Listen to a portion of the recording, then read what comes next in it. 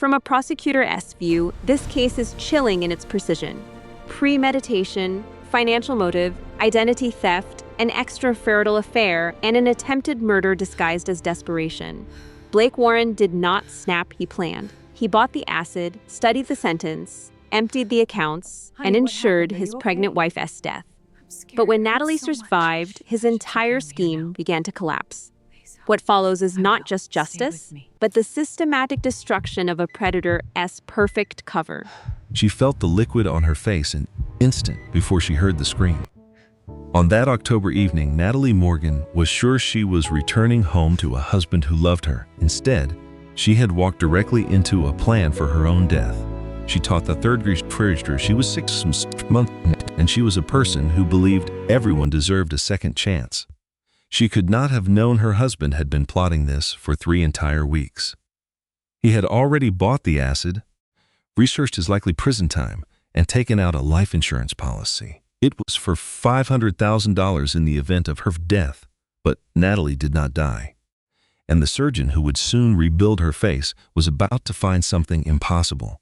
He would see a birthmark behind her ear in the shape of a perfect crescent moon. It was the very same birthmark his own daughter once had, the little girl who disappeared 26 years ago. This is a story about survival and about finding out who you really are.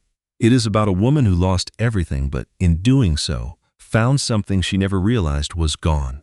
Her true face, her hidden past, and her real father. Please continue to listen, because the story is one that will break your heart before making it whole again. The searing liquid hit her skin before a sound could escape. Natalie Morgan was simply reaching a scene for light switch when her world was engulfed in flames.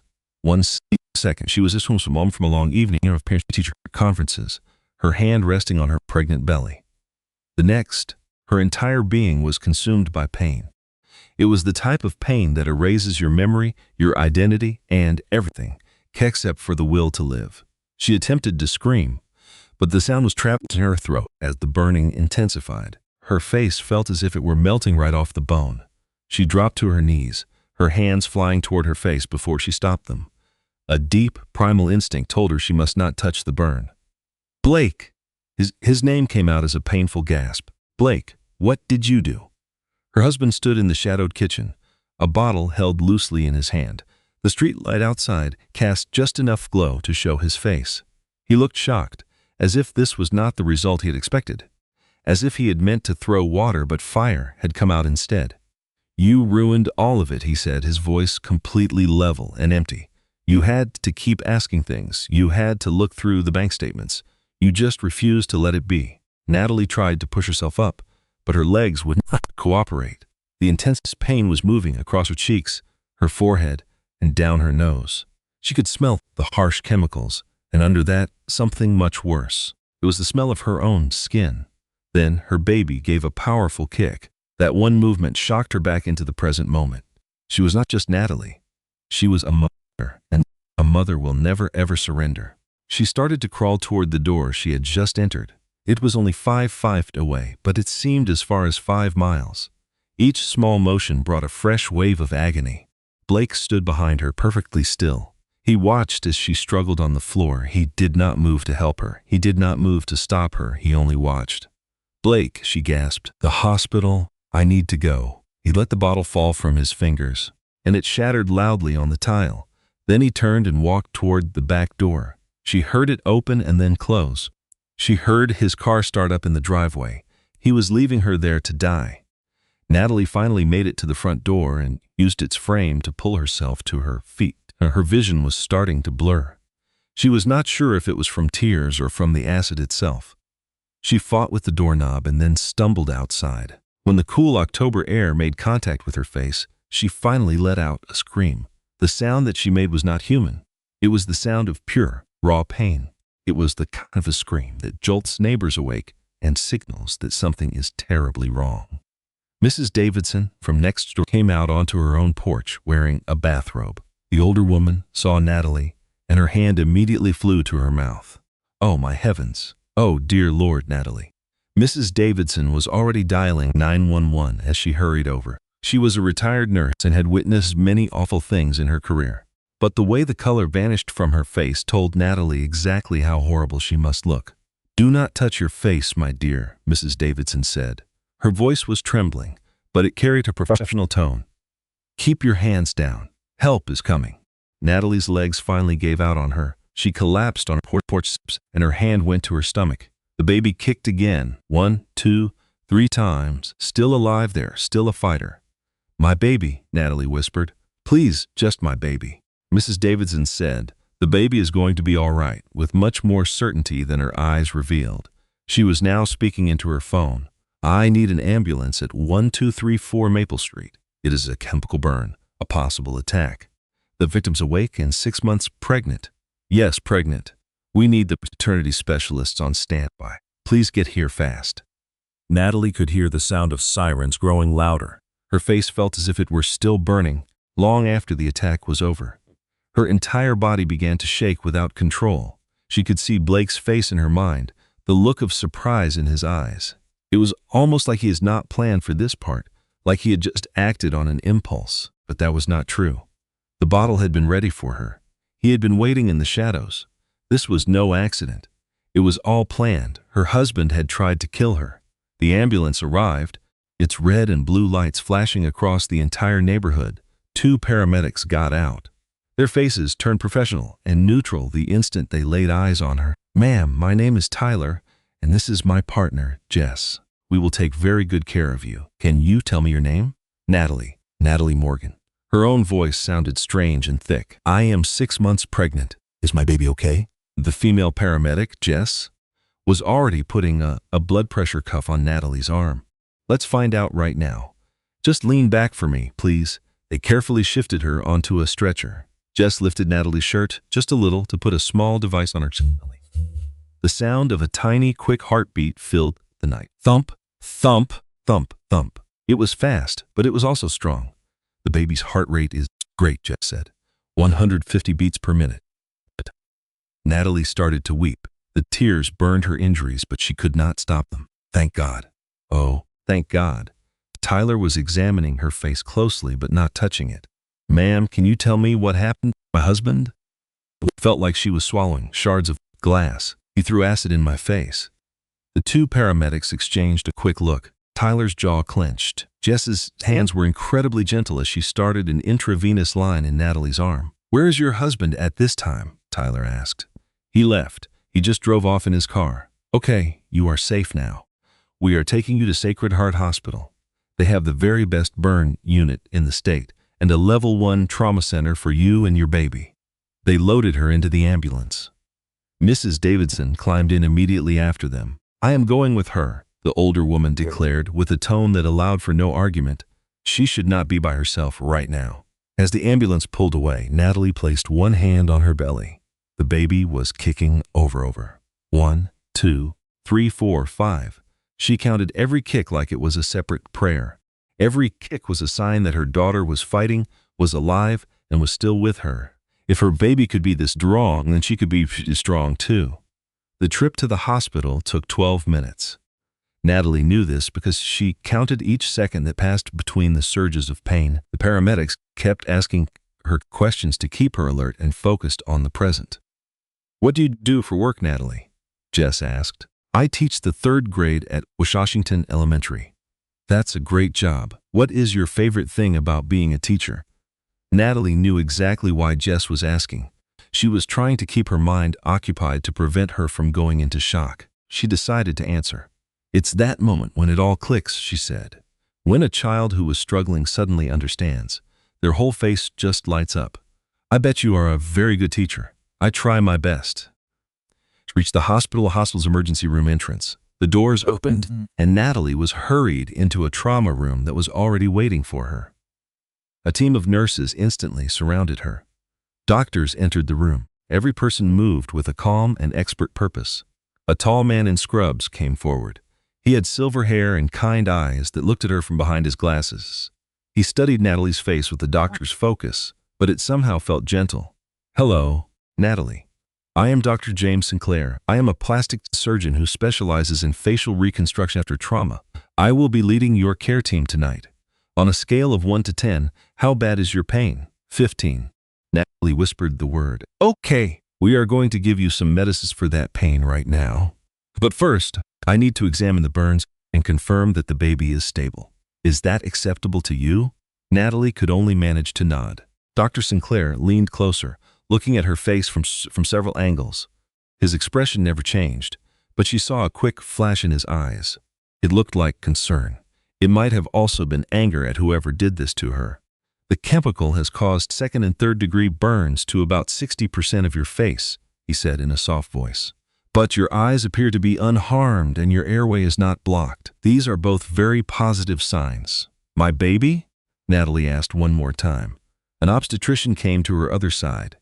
I am Dr. Patricia Hayes. Let us go ahead and check on your little one. Dr. Hayes guided a probe across Natalie's stomach. An image of the baby flickered onto the monitor, its heart beating steadily.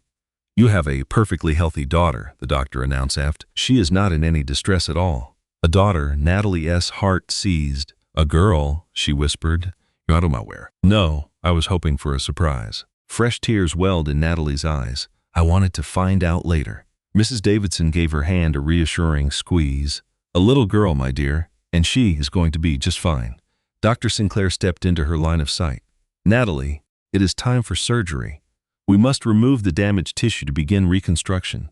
This is just the first of several operations. Do you follow me? Will I ever look the same?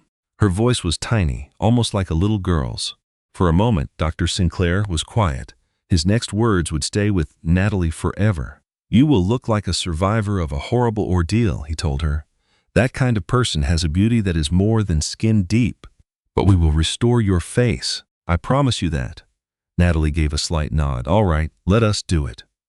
They hurried her toward the operating room as shouts bounced off the hallway walls. A panicked female voice cried out, Where is she? Where is my friend Natalie? Then Rebecca Torres came into view, her black hair disheveled and her eyes wide with terror. When Natalie, as college Frustas' friend, saw her, she stopped cold. Oh, dear God! Rebecca's expression crumpled. Oh, Natalie. No. Natalie's voice was a faint whisper. He's gone. Blake is gone. I am aware. The police discovered his car left just 2 blocks from here. Rebecca began to sob, hurrying to keep pace with the gurney. They have a search out for him. Good. Natalie breathed out. The medication was starting to work. Her speech was thick and labored. I hope he gets caught. I hope he goes to prison for life. Rebecca's response was fierce. He will. I give you my word, he will. Passing through the operating room doors, Natalie caught a glimpse of herself in a metal cabinet. Her face was a grotesque mask, swollen and red. She immediately averted her gaze. That could not be her. It was not her face. But a deep part of her knew this was reality. This was what Blake did to her. The baby gave 7 distinct kicks. Natalie closed her eyes as they shifted her onto the table. She focused on that movement, that small heart, and the little girl she only learned about minutes before. My little girl, she whispered silently as the anesthesia took hold. I am right here. Mommy is here. Dr. Sinclair's masked face floated above her. Countdown from 10, Natalie. 10, 9, 8, my baby. 7, 6, Blake. 5, 4, I am alive. 3, 2, then blackness. But what Dr. Sinclair was about to find would change everything for both of them. As he examined the injuries under the surgical lights, something caught his eye. Just behind her right ear, in a place the chemical missed, was a small birthmark. The shape was a perfect crescent moon. For a second, his hands froze, and he stopped breathing. He recognized that mark. He had seen it on a little 3-year-old who disappeared 26 years in the past. It was on his own little girl. The surgery took 8 hours. Dr. James Sinclair was meticulous, removing lifeless tissue, preserving healthy areas, and planning the next steps. His staff moved around him with quiet, expert grace. Every member of the team performed their role perfectly. Yet James could not get the birthmark out of his mind. It seemed impossible. It had to be a coincidence. Plenty of people had crescent-shaped marks. It was a random thing. This patient could not possibly be his Carolyn. His daughter had been missing for 26 years. The case went cold decades ago. He had searched everywhere, hired private detectives, and checked every lead. He found nothing. Emma had taken Caroline during a serious mental health crisis. Her postpartum depression had gone undiagnosed. Before James realized the extent of his wife's illness, she had vanished with their child. Emma died in a car crash 3 months after that in Montana. But Caroline was not with her. The authorities searched every place imaginable. They checked foster care, medical centers, and coroner's offices. The 3-year-old girl was simply gone. James kept Caroline's room just as she had left it. Her playthings, her outfits, her little bed with the pink coverlet, all sat waiting. He then devoted his life's work to aiding burn victims. His thinking was simple. If he failed to save his own daughter, maybe he could save others. Dr. Sinclair, his nurse, Martha's voice broke his thoughts. Should we start the grafts or hold off? James returned to the moment. We will get her stable for now. Grafts are for the second stage. He finished the procedure, ensuring each wound was sterile and every suture exact. This patient had been through hell. Providing excellent care was the minimum he could do. Following the operation, he found Rebecca Torres in the waiting room. Holding a cup of coffee, she jumped up as he approached. "How is Natalie?" she asked urgently. "The surgery went well," James explained. "We removed the damaged areas and have set the stage for rebuilding. More procedures will be necessary over the next few months. But she will recover physically." James hesitated. "The mental recovery will be a much harder journey." Rebecca's expression fell. I should have seen the warnings." "What kind of warnings?" James inquired. Blake began to change about 8 months back. He grew distant and would get upset if Nat questioned him. "I said it was a bad sign, but she always made excuses for him." Rebecca's voice broke. "I wish I had pushed her harder." "You are not to blame," James said firmly. "The only person responsible is the one who hurt her. Do the police have him in custody?" "I do not know, but they are waiting. They need to hear what Natalie has to say when she is able." Right then, Detective Marcus Sullivan appeared. He was a broad-shouldered man in his mid-40s with a kind face that had seen too much. "Dr. Sinclair," he asked, "could we speak for a moment about your patient?" "Certainly." They stepped into an empty consultation room. The detective pulled out a small notebook. "Can you describe her medical status?" "She has 2nd and 3rd degree chemical burns, covering 60% of her face. Her vision is unaffected, and she is breathing on her own. There are no other apparent injuries. Her baby is also healthy and showing no distress." "Baby?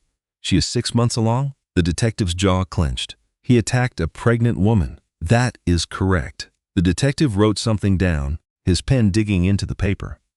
"We found Blake Warren's vehicle away. The keys were in the ignition. The door on the driver's side was ajar. He fled on foot. Any idea where he was headed?" "Not at the moment, but we did recover his laptop from the car. It appears he left it behind in his haste." Detective Sullivan's expressions turned grim. "Are you interested in what we found on it?" James nodded. "Numerous gambling websites and conversations with moneylenders. He owed them $60,000. A wave of nausea hit James. Was Natalie aware of this? Their shared bank account was emptied 3 weeks ago, down to the last penny. He also took out a second mortgage on their home without her knowledge, faking her signature. That is illegal. That is the least of his problems. We found text message records too." The detective held up his phone, showing a chat with Cole. "She works with Blake. The messages began 8 months ago.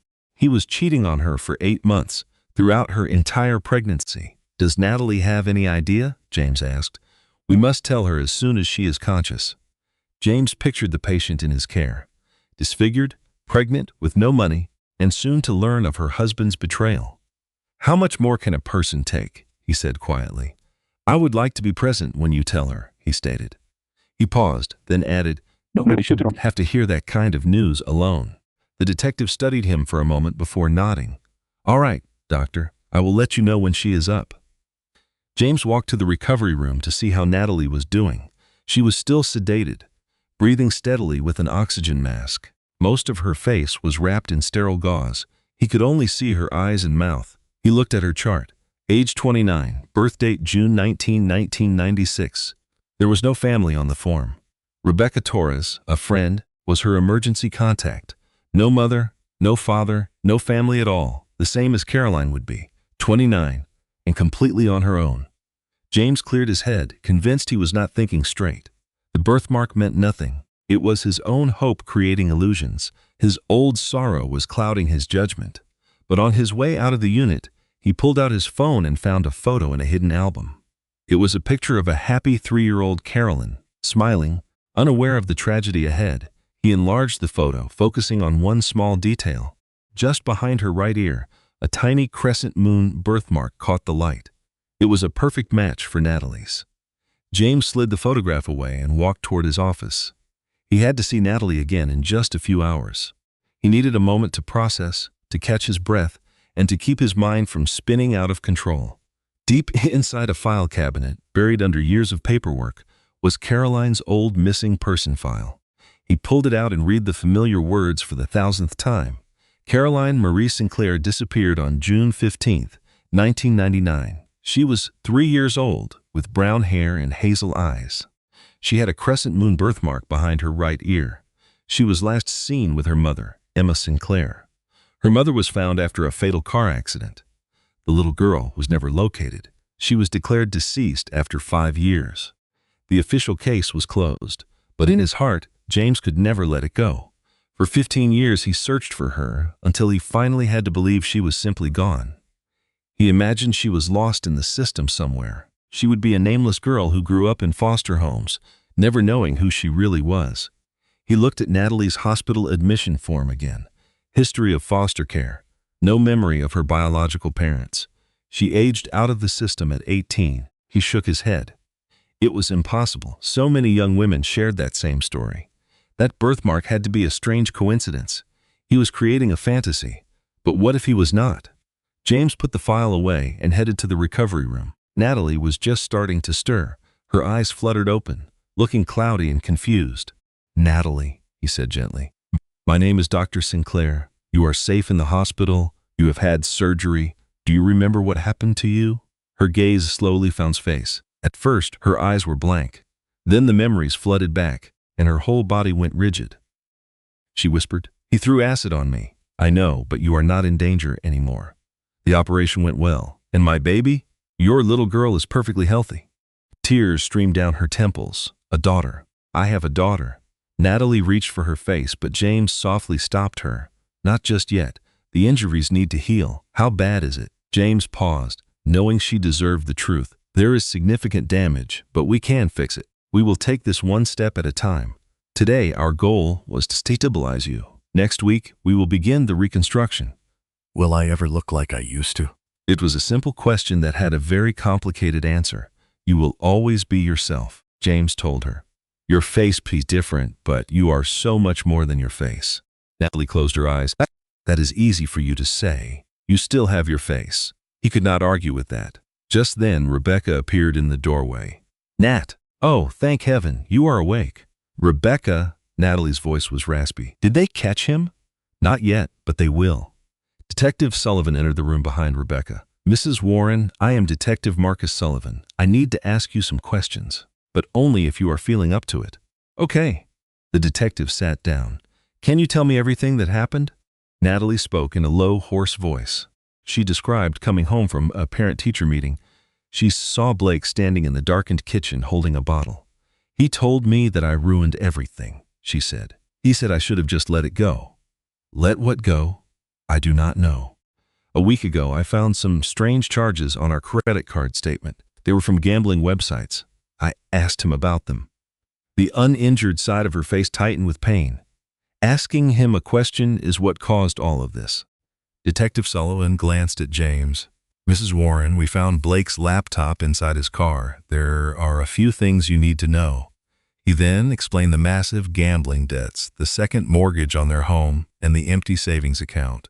Natalie listened, her expression unreadable.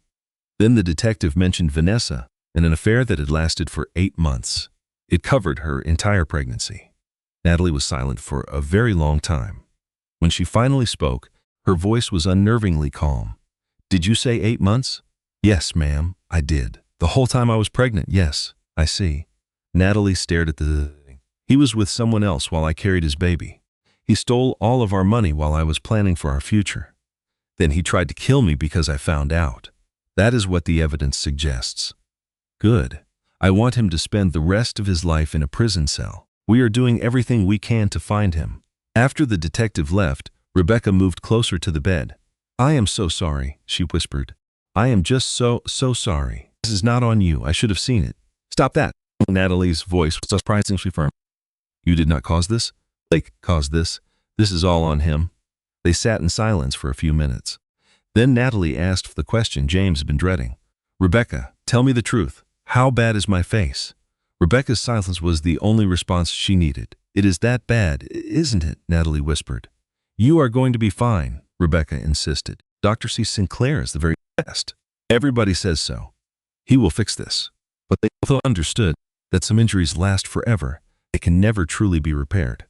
James left to give them a moment alone and went back to his office. It was 3 a.m. He knew he should go home to get some sleep. Instead, he sat at his desk, staring at 2 photographs placed side by side. One was of Caroline, at 3 years old. The other was Natalie's intake photo. The birthmarks were identical. He knew what he needed to do. He picked up his phone and dialed the hospital's genetics department. This is Dr. Sinclair. I need a DNA comparison, a paternity test. I need it rushed. The lab technician on duty asked for the details. James gave them to her. I will need a sample from the patient, the technician said. I can come get it in the morning. Please arrange for that. James hung up and was immediately hit by a wave of doubt. What was he doing? This was insane.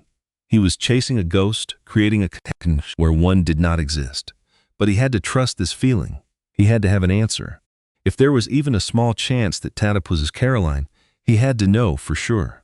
Even if the truth broke his heart all over again. A week went by, and the time came to change Natalie's dressings.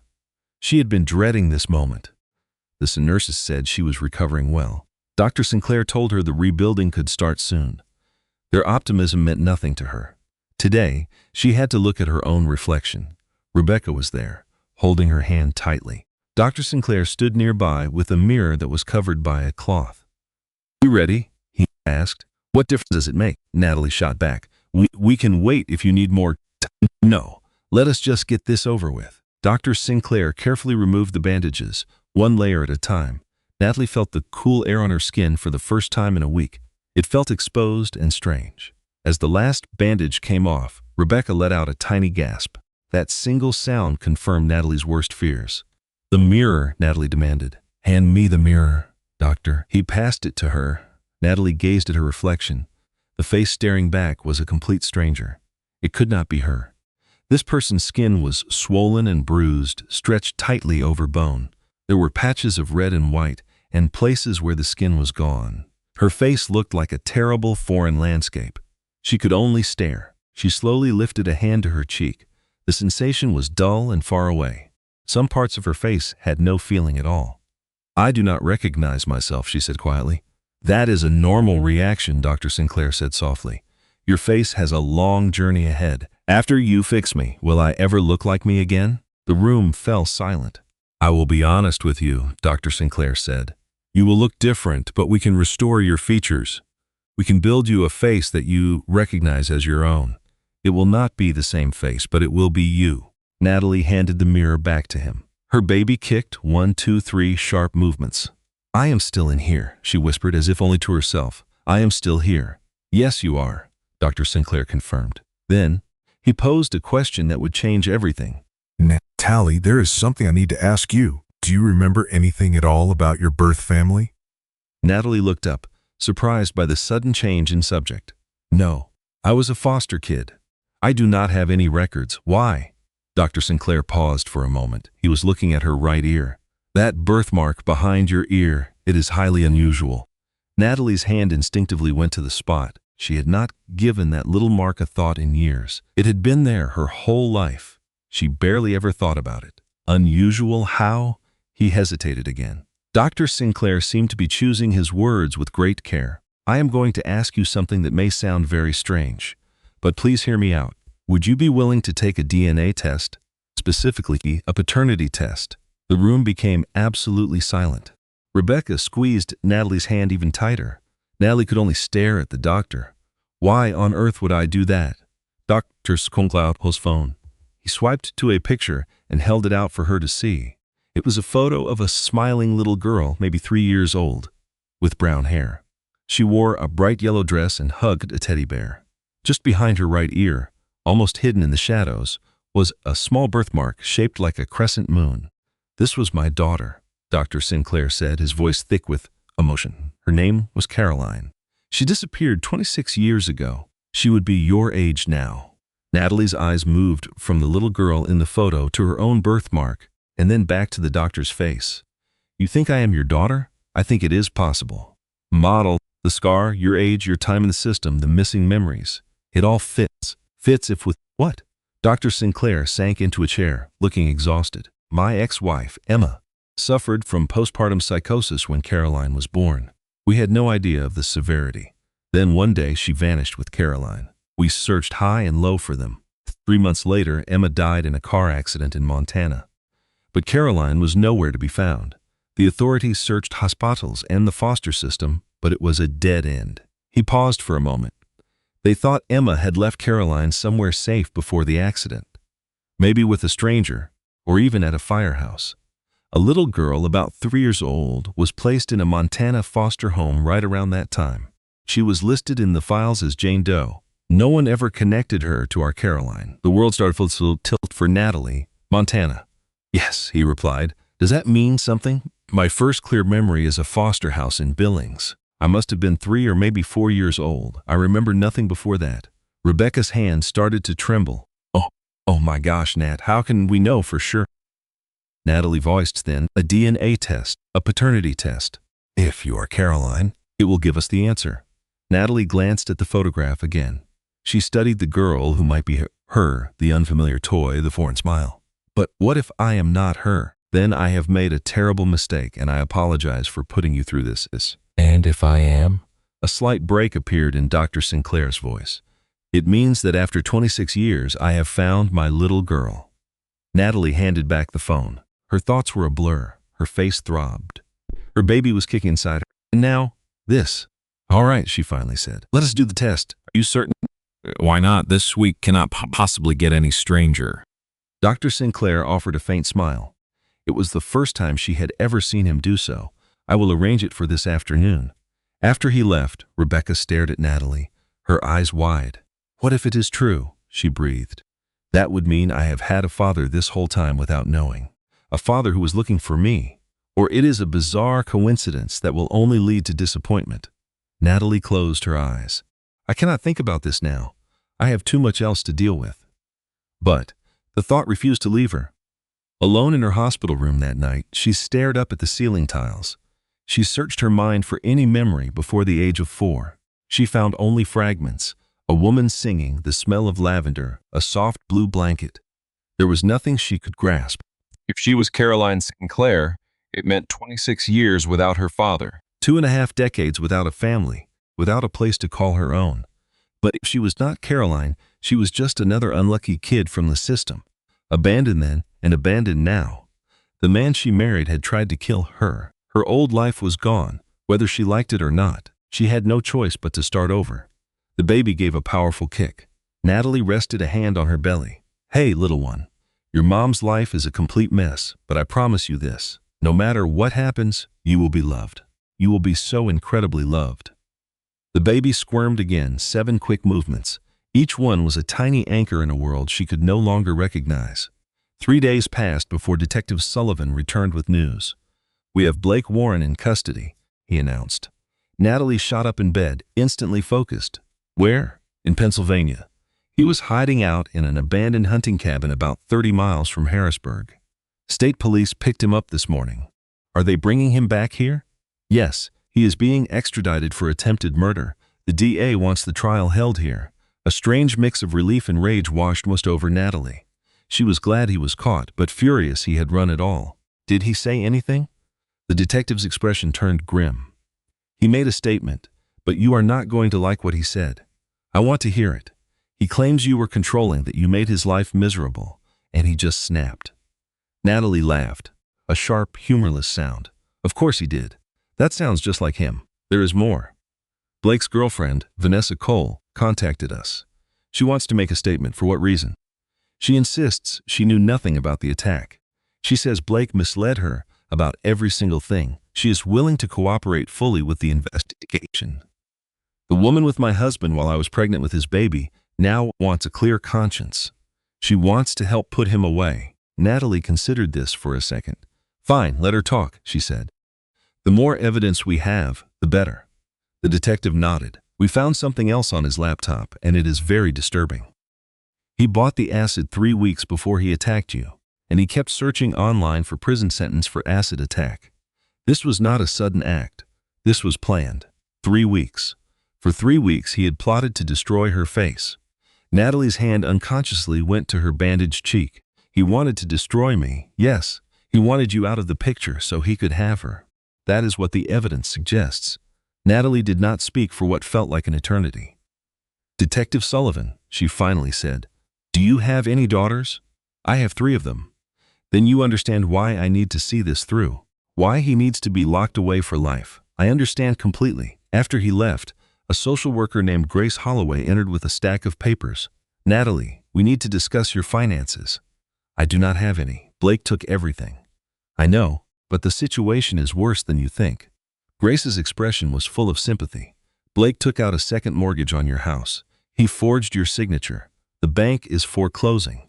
The air left Natalie's lungs in a rush. What? You are going to lose your home. I am terribly sorry. Where am I supposed to go? That is what I am here to help with. We have resources for survivors, including temporary housing and financial assistance. I am a teacher. I have an income. Your pay is being garnished to cover debts Blake created in your name. He maxed out credit cards. He applied for loans. He stole your identity and all of your money. Natalie looked at the social worker, feeling the weight of it all. 6 months pregnant, disfigured, with no money and now nowhere to live. I cannot do this, she whispered. I just cannot get through this. Grace moved to the bed and sat beside her. Yes, you can. It does not feel like it right now. But you are far stronger than you realize. How can you say that? Because you are here. He tried to end your life, but you got to that door. You protected your child. You are a survivor. That takes incredible strength. Her baby kicked. Natalie counted slowly to 10. I do not feel strong at all. Strength is not a feeling, Grace said. It is a choice you make, and you are choosing to keep going. That is everything. When Grace was gone, leaving a plan for assistance, Natalie was left alone in the quiet room. It was 2 in the morning. Her baby was restless, which made sleep impossible. She started tidying her bedside table, centering the water pitcher, aligning the tissues, and coiling the charger cord perfectly. If she could control this small space, maybe the chaos in her life would feel smaller. But it did not help. Still, she kept trying. The next day, Rebecca found her staring at the nightstand, now organized in 6 different ways, her eyes exhausted. Nat, did you sleep at all? Not 1 minute. Do you want to talk about it? I have nothing left, Beck. My face, my house, my savings, my husband. It is all gone. You still have your baby. For the moment. But what kind of mother can I be? I get sick just looking in a mirror. How is my daughter supposed to look at me? Rebecca grabbed Natalie's hands. Listen to me. Your daughter is going to see a fighter, a survivor. She will see the woman who refused to let that man break her. That is her mother. Or she will see a monster. No, do not ever say that. Rebecca's voice was firm. Blake did this to you, not the other way around. He is the monster. You were his victim, but you fought him and you won. Natalie wanted so badly to believe her. But late at night, alone in the dark, all she could see was the reflection in the mirror, a ruined face that was no longer hers. 3 days later, Dr. Sinclair requested a private meeting. He arrived with a geneticist and an administrator from the hospital. This is standard for a sensitive case, he explained. Natalie knew immediately what it meant. The DNA results were in. Her hand started to shake before he even reached for the envelope. Dr. Sinclair sat down across from her, his own hands trembling slightly. Natalie, he started, his voice gentle. The results are conclusive. It is a 99.99% probability. The room was utterly still. You are my daughter, he said. You are Caroline. The world seemed to shift on its axis. Natalie gripped the arms of her chair. Please say that. Again, you are my daughter. I found you. After 26 years, I have finally found you. Natalie stared at the man who was her father. This stranger who had been looking for her through 6 foster homes, when she exited the system at 18, as she put herself through school, married Blake, and almost died. I had a father, she said, her voice rising. This whole time, where were you? Dr. Sinclair flinched, his gaze falling. Your mother used aliases after she left. By the time we identified her, the trail was cold. The system assigned you a new identity. First to Jane Doe, then Morgan after the state took over. No family ever adopted. I simply got too old for the system. I understand that, and I am deeply sorry. The state failed you. I failed. Yes, you certainly did. The admission hung in the air, heavy and true. Searched for 15 years, Dr. Sinclair said, his voice tight with emotion. I employed detectives, examined every file, and chased every possibility. My hope never faded, but every trail went cold. I began to think you were gone forever. I was not gone. I was right here, raising myself, always wondering why I was unwanted. I wanted you, my dear Caroline. I wanted you every single day, more than anything. You will not use that name. Natalie rose to her feet. My name is Natalie. I do not know anyone by the name of Caroline. She walked toward the window. Her baby gave a kick. She counted from 1 up to 15. Behind her, she heard Dr. Sinclair get up from his chair. I am aware you are angry, he stated. You have every right to feel that way. But Natalie, you are my own child, and your baby is my own grandchild. Surely that means something. It has to matter. Natalie turned back to him. My baby will need a grandfather, but it will take me a very long time to believe I have a father. You may have all the time you want. I have already waited for 26 years. I can wait longer. Are you certain? You have shown up at the worst time in my life. I am injured, pregnant, and terrified, and now you are saying my entire history is a lie. Your life is not a lie. You are still the same person. You are just also my daughter. Natalie let out a laugh, but the sound was broken. I have no idea who I even am. When I see my reflection, I see a complete stranger. When I cement past, it feels like a fabrication. Everything I believe to be real is gone. Not all of it. Your bravery is real. The fact of your survival is real. Your child is real. And that is meant to fix everything? No, but it is reality. The two stood in silence, a father and daughter, strangers, connected by blood and a tragic past. Finally, Natalie found her voice. I am going to have to ask you to leave now. Dr. Sinclair nodded his head slowly. I will go, but Natalie, I am not going away. If you never acknowledge me as your father, if you find you cannot forgive me, I will still be here. I am remaining. Once he left, Natalie lost all control. She cried until she felt ill, screamed into her pillow, and gazed at her damaged face in the mirror, hating her entire existence. Amid the turmoil, the baby would kick, a gentle, steady sign that someone depended on her. Eventually, a feeling of calm washed over Natalie. She placed a hand on her belly. I am so sorry, my dear girl. Your mother is a mess, but I give you my word I will get myself together. The baby answered with another 7 kicks. Natalie felt and started to consider what was next. Because with everything else taken away, she still had this one thing. Her daughter gave her a reason to keep fighting. And perhaps, just perhaps, she also had a father who was searching for her this whole time. 2 weeks after discovering the truth of her DNA, Natalie permitted Dr. Sinclair to visit her room again. He entered with great care, like he was nearing a frightened animal, which Natalie felt was a fair comparison. Thank you for agreeing to see me, he said to start. I am not doing this for you. My baby needs medical attention, and you are the best doctor here. I can accept that. He examined her face, his touch both professional and gentle. Her injuries were healing well. There was no evidence of infection. The inflammation was going down. In another week, the work of reconstruction could start. You are recovering more quickly than we expected, he said to her. That is excellent news. Will I look like a human being again? Natalie, I apologize. That was not right of me. She took a long, deep breath. I am trying to handle this, but it all feels like too much right now. Dr. Sinclair sat down. Would it be all right if I told you some things about your mother? The woman she was before she became ill. Natalie's instinct was to refuse, but a piece of her was curious. A piece of her needed to know. Okay, your mother, Emma, was a gifted artist. She created beautiful murals and dreamed of being a teacher.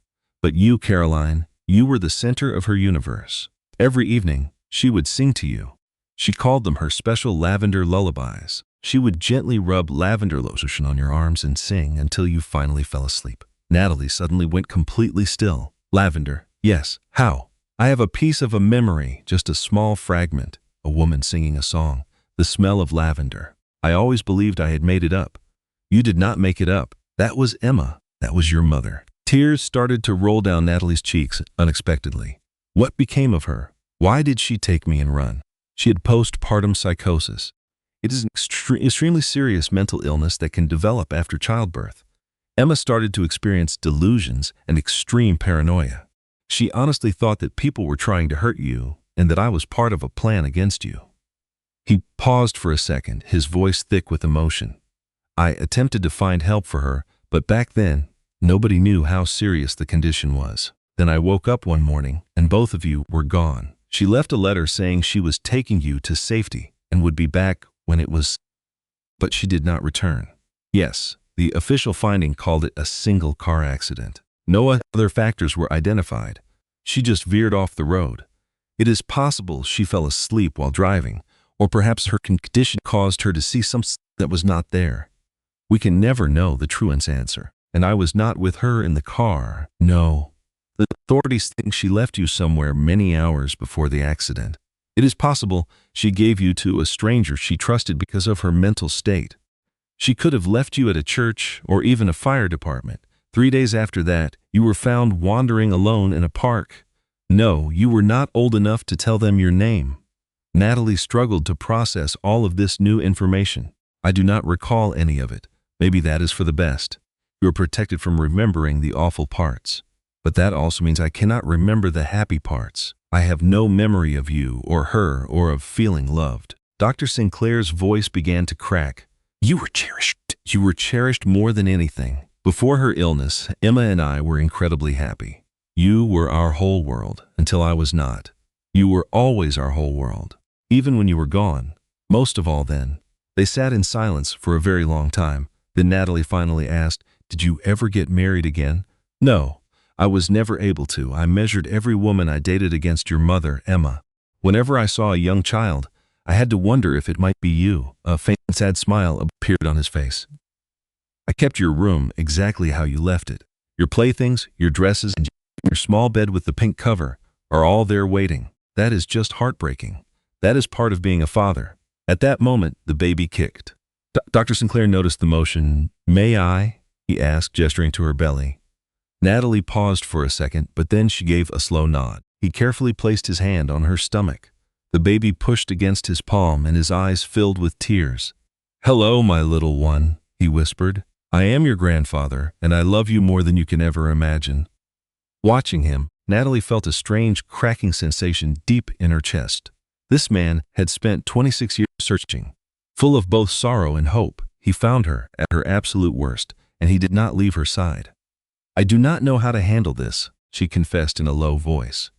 I do not understand what having a father is like, and I do not know how to be a father to a daughter who is a grown woman. Then we can figure it out together. I'm still extremely angry. You have every single reason to be angry, and I am scared of everything. The legal case with Blake, having a baby, and I am terrified my own child will be afraid of my face. Your daughter is going to recognize your voice. She will know your gentle touch and feel your affection. That's what truly matters. Natalie wanted to accept his words, but fear was lodged deep inside her, a steady and heavy burden. Later in the evening, she asked a nurse for a mirror. The nurse hesitated, but eventually brought one to her. Natalie looked at her own image. She saw herself clearly for the first time. Her face was still puffy and discolored, but she could see the shape beneath it all. The work to rebuild her face was set to start the next week. Dr. Sinclair was going to reconstruct her cheekbones, her nose, and also her forehead. She would be getting a brand new face. It was not going to be her old one, and it was not going to be the one Blake gave her. It was going to be completely different. She lifted her hand and touched the reflection. The surface of the glass was cool against her skin. Hello, she said quietly. I do not know you right now, but I am going to find out. It was a very small gesture, but it was a start. The next morning, Detective Sullivan arrived with some unexpected news. Vanessa Cole is here in the waiting area. She is requesting to see you. Natalie's first impulse was to refuse, but her own curiosity won out. Fine, she replied. She can have 5. Vanessa was 28 years old, with blonde hair, looking like she had not slept in days. Her eyes were swollen and bloodshot. She gasped sharply when she saw Natalie's bandaged face. Oh my goodness, Natalie replied, her voice empty. This is What your boyfriend did. He and us my friend, Vanessa insisted. He was never my real boyfriend. Vanessa sank down into a chair. I truly believed he was in love with me. I thought his wife was the one making trouble. He told me you were controlling and emotionally unwell. He said you would harm yourself if he left you. That is a complete and total lie. I know that now. But he was so convincing. He showed me text messages that he said were from you. He called you insane. He made it look like I was his rescuer. Natalie felt a hot anger build up inside of her, and you believed it. Yes, Vanessa admitted. I am very ashamed now, but yes. So why did you come here? Vanessa pulled a folder out of her purse. Because I realized I was part of something horrible, and I need to do what I can to fix it. She handed the folder to Natalie. It held financial papers, bank records, many emails, and a life insurance policy. A chill went down Natalie's spine as she read it. Policyholder Blake Warren. Person insured Natalie Warren. Benefit $500,000. Beneficiary Blake Warren. He was planning to murder me all along, Natalie whispered in shock. That is what this means. The acid was just the way he chose to do it. If you had died from his attack, he would get $500,000. Vanessa's voice was shaking, and I gave him the name of a chemical supply company. He said he needed strong cleaners for his office. You had no way of knowing that. That does not make me feel any less responsible. Natalie looked at the woman sitting before her. This was the other victim her husband had fooled and used. And strangely, she felt a weird sense of connection to her. He manipulated both of us, Natalie said. Yes, he did. You thought you were in love with him. I believed so many foolish things, Tim. Will you him? If that is what you need. The prosecutor said my testimony about our affair, and these papers will help prove his motive and show he planned this. Natalie considered it for a moment. Then she looked right at Vanessa and said, testify. Let everyone see the real Blake Warren. After Vanessa left, Rebecca entered with coffee and a look of determination. So you talked with her? Rebecca asked. Yes, I did. And what is the story? Blake lied to everyone. He kept me away from everybody. He fooled her. And he was planning to kill me for the insurance money. A bitter laugh escaped from Natalie. So I was worth more to him dead than alive. Do not say that. But it is the truth. $500,000. That was my price. What he thinks you are worth means nothing. Your true value is what you decide it is. Natalie's hand touched her bandaged face. But what if I cannot decide that? What if I look in the mirror and do not know who I am? Then I will be here to remind you every day that you are Natalie. You are a teacher. You will be a wonderful mother. You are my best friend. And you are a survivor. And it looks like you are also Caroline Sinclair. I do not know how to be all those people. You just handle it one day at a time, one breath at a time. The baby kicked once more. Natalie counted from 1 to 20. She is definitely active today, Rebecca noted. She is always moving. I think she can feel all the chaos out here. Have you thought about any names for her? Not really. I cannot think about that until I am sure we will both be okay. You are going to be okay, Rebecca said with force. How can you be so certain of that? Rebecca took Natalie's hand in her own. Because I have known you for 10 years, and I have never once seen you give up. Not with college, not with your teaching, and not with your students. You are not going to start giving up now. Natalie wished she could believe her friend, but Faith felt like it took too much energy. That night, alone again, Natalie's mind drifted to Caroline, the little girl in a yellow sundress, the girl who was loved and then disappeared. She had been that little girl. She just did not have any memory of it. How would her life be different if Emma never got sick? Or if Dr. Sinclair had been able to find her? What if a father who loved her had raised her? It would have been different, completely different. Would it have been better? Maybe, or maybe not. She would never know. All she had was the present. This moment, with this hurt body and this complicated future. She placed both of her hands on her belly. Your name will be Caroline, she said to her unborn daughter. It is going to be Caroline Hope. Caroline for the little girl I was. And hope because that is what we both need. As if to answer, the baby kicked 7 times. Natalie counted each kick and took it as a sign that she agreed. The next day, her first surgery was scheduled. Dr. Sinclair would start to repair her face, and maybe as he fixed her outside, Natalie could learn to heal herself on the inside. She would do it one operation at a time, one day at a time, and one kick at a time. Her next surgery was scheduled for early in the morning. Natalie was up at 5, her mind too busy to sleep, so she counted her baby's kicks as a kind of meditation. She counted 37 kicks before the nurse came into her room. Each kick was a reminder that life continues even when her world was broken. Dr. Sinclair arrived at 6 o'clock. He was in his surgical scrubs with a look that was both professional and fatherly. "How are you feeling this morning?" he asked her. "I am terrified." "That is an honest answer. That is good. What happens if this surgery does not work?" "It is going to work. I have done this same procedure hundreds of times, but not on your own daughter." He stopped for a moment. "No, not on my daughter. Would you rather that I step aside? I can have Dr. Mitchell do the surgery." Natalie thought about it for a second, then shook her head. "No, I want you to do it. Can I ask you why?" "Because you are the best surgeon, and I have to start trusting someone." A different look appeared on Dr. Sinclair's face. It was a look of thanks and total relief.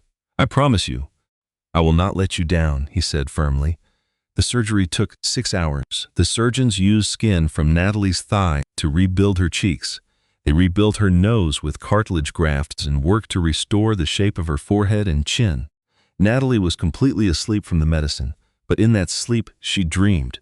She dreamed of a woman singing, the smell of lavender, and a teddy bear that had one eye.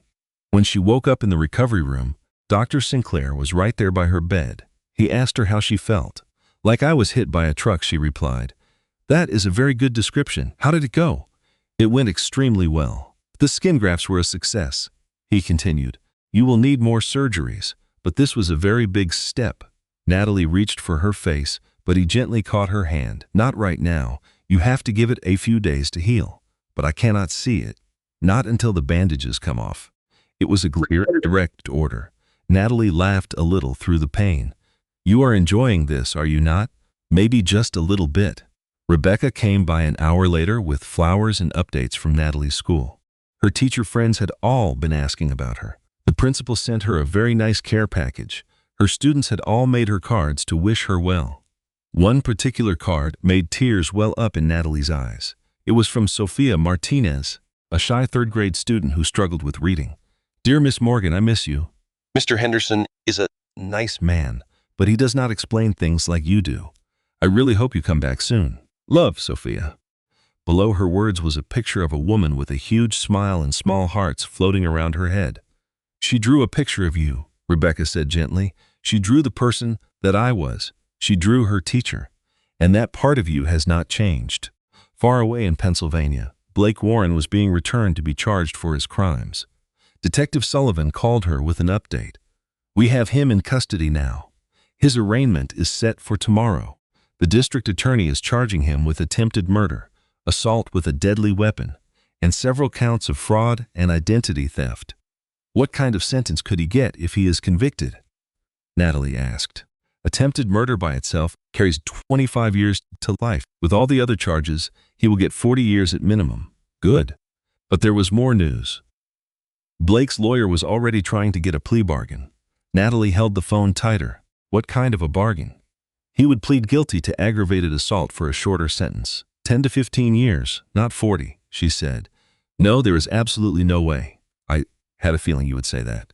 "But Natalie, a trial will mean you have to testify. You will have to go through it all again. You will have to face him in court." "I do not care. He tried to murder me and my unborn baby. He destroyed my face. He took away everything. 10 years is not justice." Detective Sullivan was quiet for a second. Then he agreed, "Okay, we will prepare for a full trial." After she ended the call, Natalie's hands were shaking. The thought of seeing Blake made her sick, but him getting away with it was much worse. She would testify.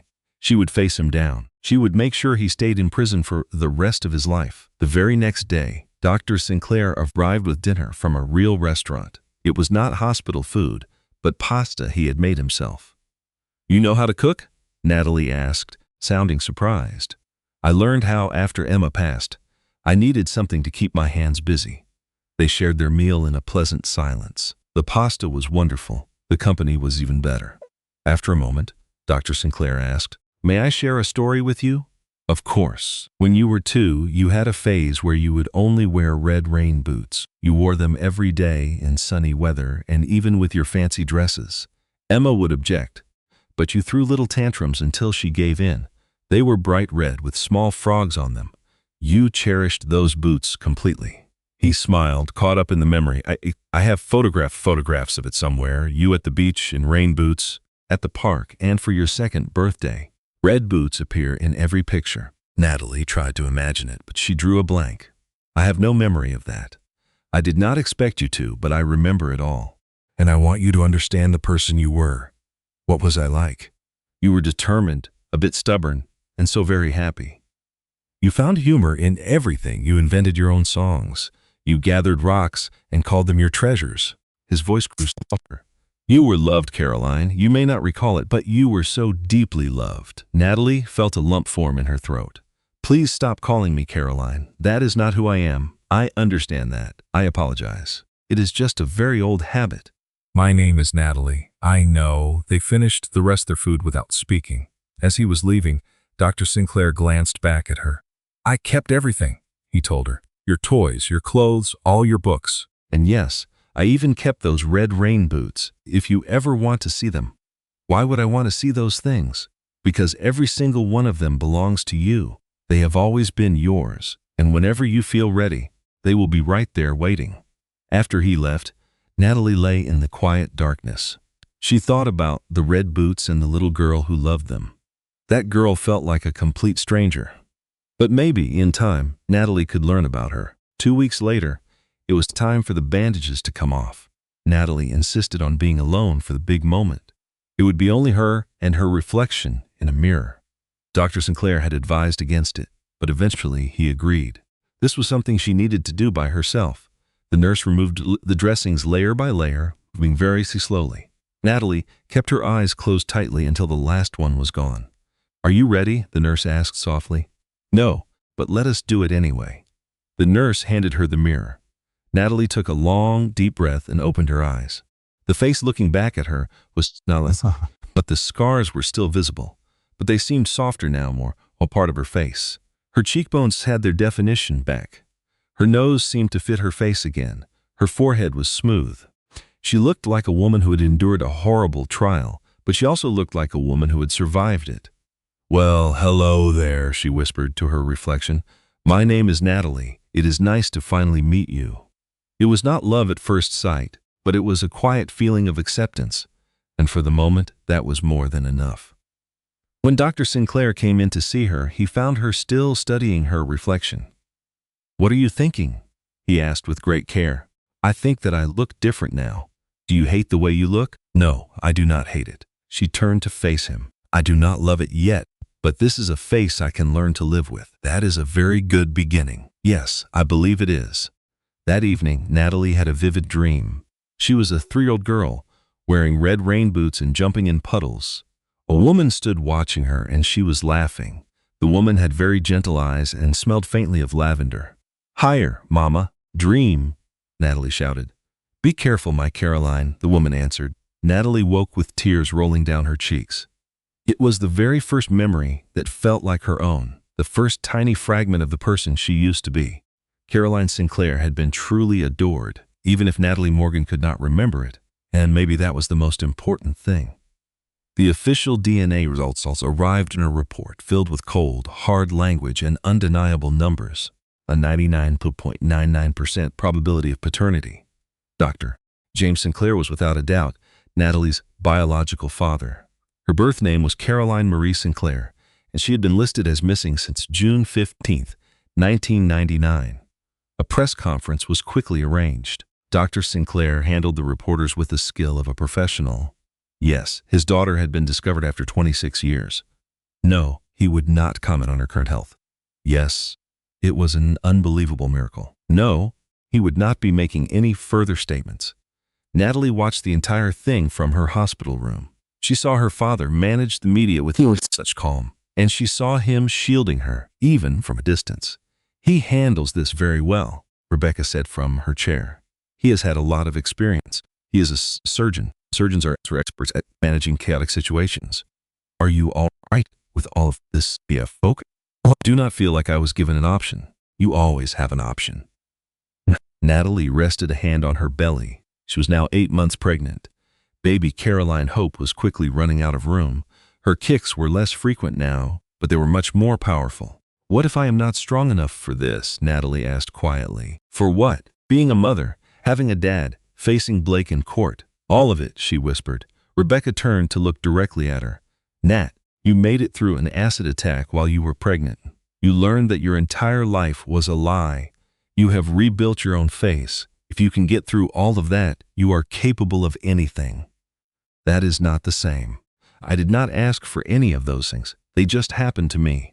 And you are choosing how to react. That is always the hardest part. You are managing this so well." A few days later, Dr. Sinclair invited Natalie over to his house. She felt hesitant about going, but her curiosity was strong. For moral support, Rebecca drove her and decided to wait. Dr. Sinclair's home was a charming colonial in a quiet area. The interior was neat, yet it felt warm and lived in. Medical text lays on the coffee table, family photos decorated the walls, and one particular door remained closed. "That room was yours," he mentioned, noticing her gaze. "I have left it exactly as it was. May I see inside?" "Are you certain you are ready?" Natalie confirmed with a nod. He carefully opened the door. The room was a perfect snapshot of her childhood. It held a small toddler bed with a pink blanket, shelves full of toys, and neatly stacked books. Upon the dresser sat a tiny pair of red rain boots decorated with little frogs. Natalie cautiously stepped into the room. She ran her hand over the little bed, the toys, and the boots. "I was here," she whispered. "For 3 years, this was your whole world." Natalie picked up the tiny red boots. They were unbelievably small. A toddler's size 6. She found it hard to believe her feet were ever so tiny. "I cannot recall any of it," she admitted. "It feels like a memory I should have, but it is gone. You were just 3 years old when they took you away. It is common not to have clear memories from that young." "But your memories are there. You recall everything. I am your father." "I have clung to each one of those memories like a treasure." Natalie set the boots aside, and her hand found a stuffed teddy bear. One of its button eyes was gone. "I saw this at a dream," she said with surprise. "This exact bear, I dreamed about him. His name is Mr. Buttons. You were the one who named him. You took him with you everywhere you went." Natalie hugged the bear to her chest, a 30-year-old woman holding a child's toy as if it were the most valuable thing she owned. "Is it okay if I keep this?" she asked. "Caroline, Natalie, everything in this entire room is yours. It has been waiting for you." Natalie took Mr. Buttons back with her to the hospital. That night she slept with him on the pillow beside her, and she dreamed of the scent of lavender once more. The following morning she awoke to find Dr. Sinclair in her room. "I need to tell you something," he said, "and I am afraid you are not going to like it." Natalie sat up straight in her bed. "What has happened?" "Blake's attorney has just filed a motion. He is asking to delay the trial because of the news about us. He claims his client cannot receive a fair trial with all this publicity." "That is not right." "No, it is not. The prosecutor is fighting it, but our justice might be postponed." Natalie felt a hot wave of anger. "So he gets to sit in a cell while I deal with this disaster? He is not comfortable, I assure you. County jail is a miserable place." "Good. I want him to be miserable." Dr. Sinclair sat down. "Natalie, can I ask you a personal question?" "Go ahead. What are your plans for after the trial is over? And after your baby is born, what will you do then?" "I do not know. The bank has already taken the house. I will probably go to a shelter for survivors when I am released from here." "I have a different idea." Natalie looked up at him. "Come home," he said simply. "Both you and your baby. Come live in my house. I have 3 extra bedrooms. I can help with the baby while you recover. You will not have to be alone. I cannot just move in with you. And why can you not? Because we do not even know each other. Then we will get to know each other. We have 26 years of time to make up for. Please allow me to do this for you." Natalie wanted to refuse. Her independence was important. She was used to doing everything herself, but she felt so tired, and the idea of having support was tempting. "Can I have some time to think about it?" she asked. "Of course, take all the time you need." Later that day, her phone rang. It was Vanessa Cole. "Natalie, this is Vanessa. I wanted to let you know that I spoke to the prosecutor. I am going to be a witness at the trial. Thank you. I also had to apologize for my role in this. I know it changes nothing, but I promise I would not have helped him if I knew the man he truly was." Natalie considered her words carefully. He fooled the two of us. He lies very convincingly. Yes, he certainly does. And I fell for every word. Vanessa paused. How are you really doing? To be honest, I am managing. On some days, that is all I can ask for. I have started therapy to figure out my role in all this. My counselor says he was manipulative, but I made choices too. We both did. His choices were much worse. Thank you for saying that. When the call ended, Natalie felt a storm of conflicting feelings. There was anger at Vanessa for being with Blake. There was sympathy for her being a victim too. And there was gratitude for her help. Emotions are never black and white. Later that night, Natalie came to a decision. She picked up the phone and called Dr. Sinclair. I accept your offer, she said. If it is still open after the baby is born, it will always be open for you. But we should establish some ground rules. Let me hear them. You are not allowed to make my decisions. I am an adult, not a little girl. I understand. Also, I will pay rent as soon as I can. I do not want to take handouts. Natalie, that is not required. It is knife thumbs do. I need to stand on my own feet. Very well then. We can work out a fair price. And one more thing. Do not call me Caroline. I am Natalie. I will remember that. Okay. In that case, I am coming home. The word sounded strange to her. Home. She never really had one. Just a series of foster homes in that dangerous place with Blake. Maybe Dr. Sinclair's house could finally be that for her. 1 week later, she went into labor at 3 in the morning. The pains woke her, and she knew right away. Rebecca, she called out. Rebecca was dozing in a chair by the bed, keeping watch. Rebecca, the time is now. Rebecca shot up, suddenly awake. The time, are you sure? I am very sure. Nurses hurried into the room. Dr. Hayes arrived. Then Dr. Clinclair appeared, scrubs from a lengthy surgery. I wanted to be here, he said. Do you want me to remain? Natalie took his hand. Yes, please do not go. The birth was fast, lasting only 4 hours total. It seemed baby Caroline Hope was just as stubborn as her mom. The pain was intense, but Natalie barely noticed. All she could think about was meeting her daughter. This was the baby she had protected through the assault, the surgeries, and so much suffering. This was the child whose little kicks kept her going during her worst moments. One more big push, Dr. Hayes urged. Natalie gave it everything she had, and then a cry filled the air. It was a strong, upset, and beautiful sound. You have a little girl, Dr. Hayes announced. They placed the newborn on Natalie's chest. She was tiny and pink and crying about her new surroundings. Hello, Caroline Hope, Natalie whispered. I am your mommy, and I will always protect you. The baby quieted at her voice. Her eyelids fluttered, and she gazed up with a newborn's unfocused stare. Tears streamed down Natalie's face. She is perfect. Oh, she is just so perfect. Dr. Sinclair stood next to them, tears on his own cheeks. May I hold her hand, he asked, reaching out gently. Natalie nodded her consent. He carefully took his granddaughter's tiny hand in his. Hello, Caroline Hope. I am your grandfather. I will do my best to give you all the time I lost with your mother. Rebecca was crying too. The nurse was crying. Even Dr. Hayes looked emotional.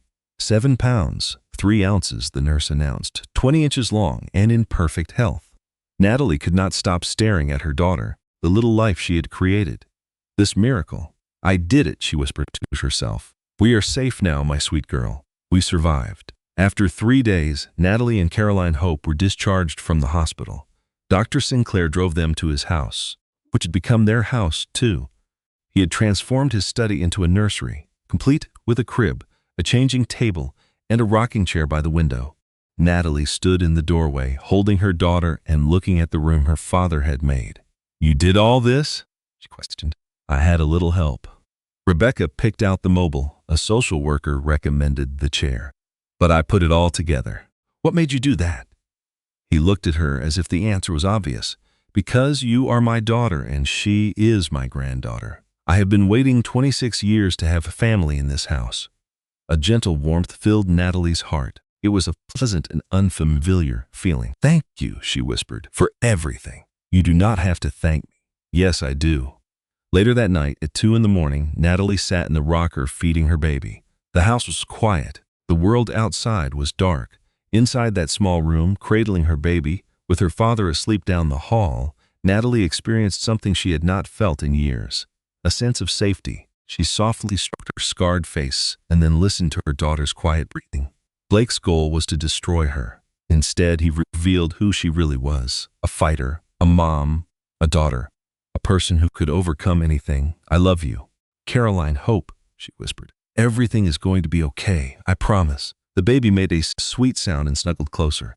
And for the first time in ages, Natalie knew it was true. They were going to be okay.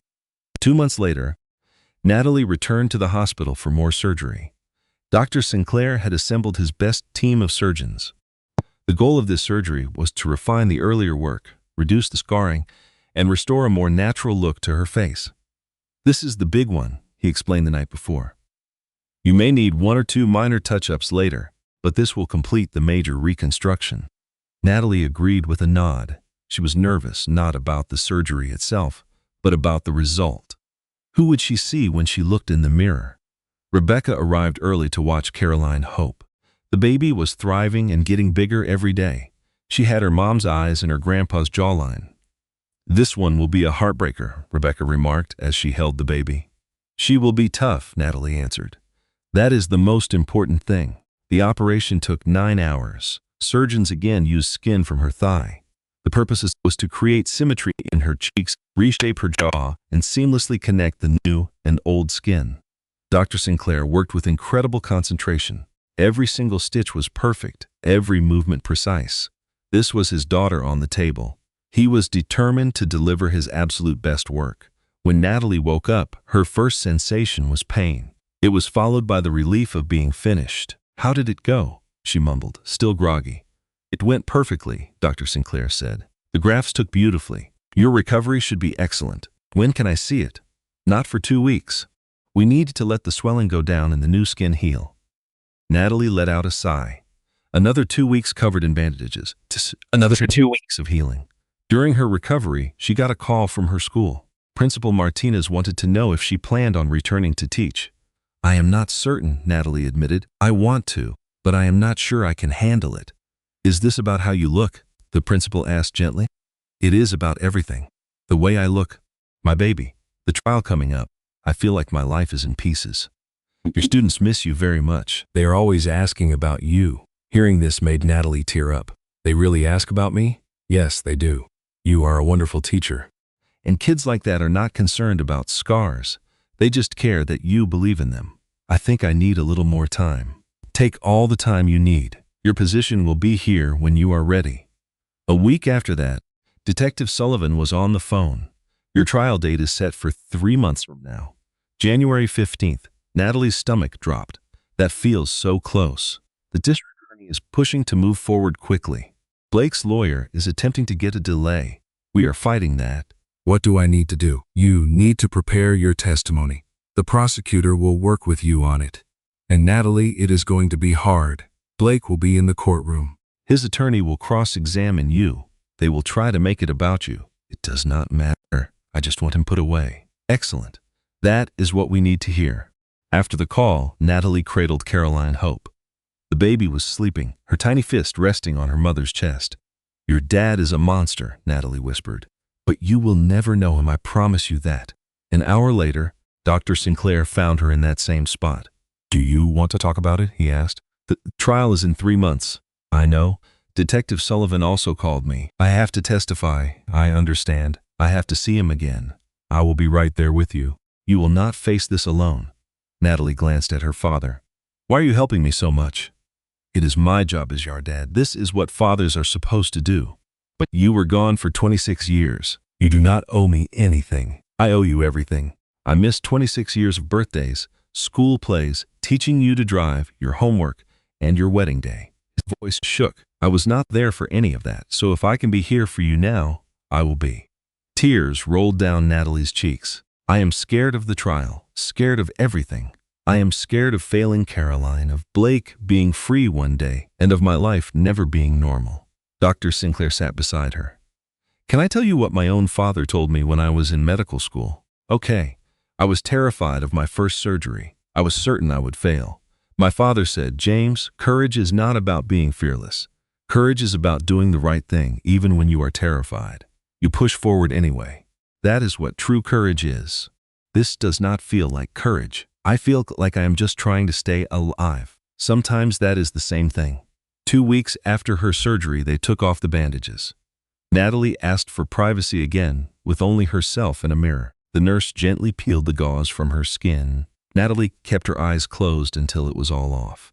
"Are you ready?" the nurse asked quietly. "No, but please give me the mirror." She finally opened her eyes. The woman looking back was not the old Natalie, but she was not the hospital monster either. She was a new person, someone who had been broken and then rebuilt. Her face had scars. They would never go away, but they were softer, a part of her new life, not the whole thing. Her cheekbones had a strong, defined shape. Her nose seemed to fit her face perfectly. Her eyes, which the acid never reached, stared back with a look that could one day be pride. "Hello," she whispered to the face in the mirror. "My name is Natalie Morgan." "No, that is wrong. I am Caroline Sinclair." "No, that is not right either." She paused, then tried again. "I am Natalie Sinclair, a daughter, a mother, a teacher, and a survivor." The name felt perfect. It combined who she was now with who she had always been inside. When Dr. Sinclair checked on her, she was still looking at her reflection. "What are your thoughts?" he asked. "I think I look different." "Are you okay with that?" "It is better than okay. I look like someone who made it."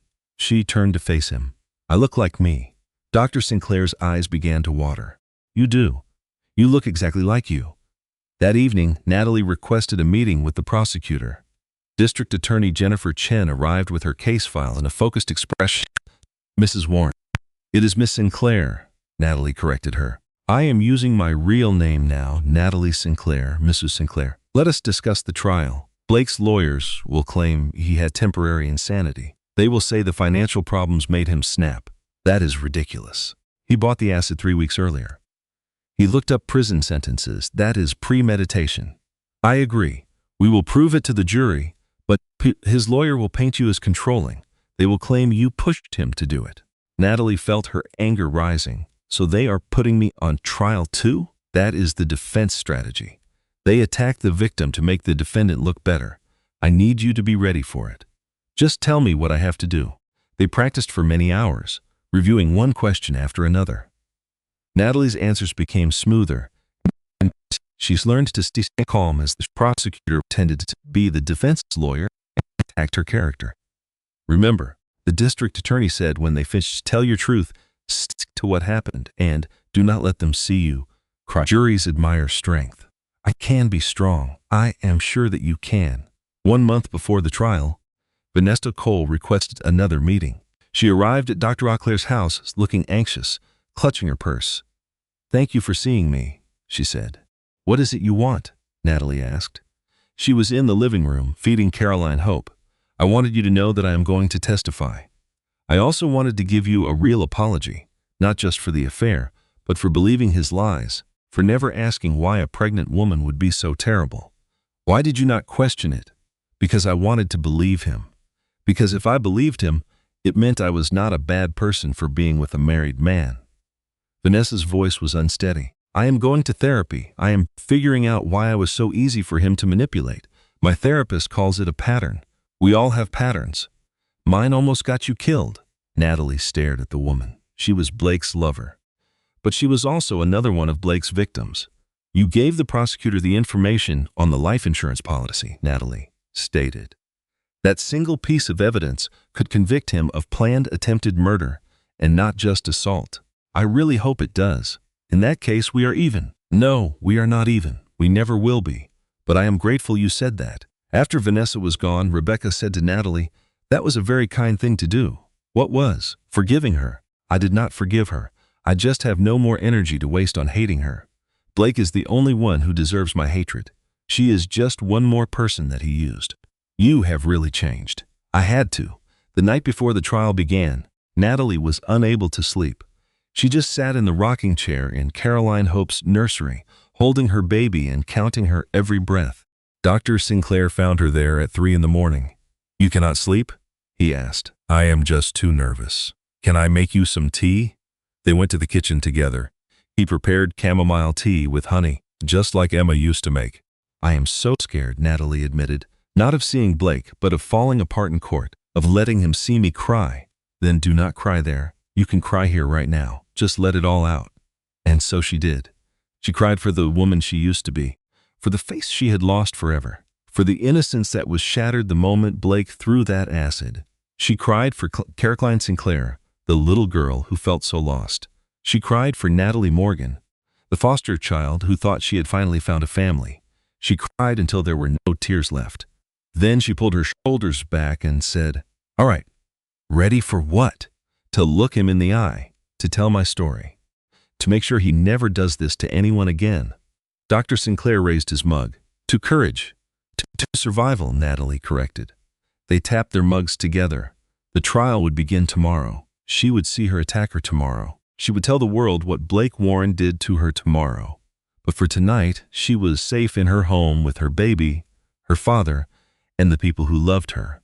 And that was more than enough. The courthouse was packed with news reporters and curious people. Natalie entered with her head held high, with Dr. Sinclair and Rebecca walking beside her. She had on a simple navy blue dress that Rebecca helped her pick out. It looked professional, dignified, and strong. She chose not to use any makeup to hide her scars. She wanted the jury to see what Blake did. When they brought Blake into the courtroom in his orange jumpsuit, Natalie forced herself to look at him. He looked smaller than she remembered, and much skinnier. His hair was long and messy, but his eyes had not changed. They were still cold and calculating. He glanced at her and gave a small smile, as if they were sharing a private joke. Natalie just stared back without any emotion. She refused to give him the satisfaction of seeing her fear. The opening statement from the prosecution was incredibly powerful. The district attorney presented the evidence one piece at a time: the acid he had bought, the insurance policy, the affair, the financial crimes, and all the planning. This was not a crime of passion, she told the jury. This was an attempted execution. Blake Warren made a plan to murder his pregnant wife for money. When she lived, he ran away. That is not what a man does when he snaps. That is what a calculating predator does.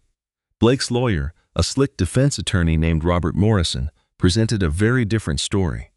Blake Warren is a man who made some mistakes, some very terrible mistakes. But he is not a monster. He was buried in debt. His marriage was in trouble. He felt completely trapped. And in one desperate moment, he did something awful. But temporary insanity is a real thing. And that is what this is all about. Natalie wanted to shout, "Temporary insanity," as if throwing acid on your pregnant wife was the same as having a bad day. The first witness to testify was Mrs. Davidson, the neighbor who had called 911.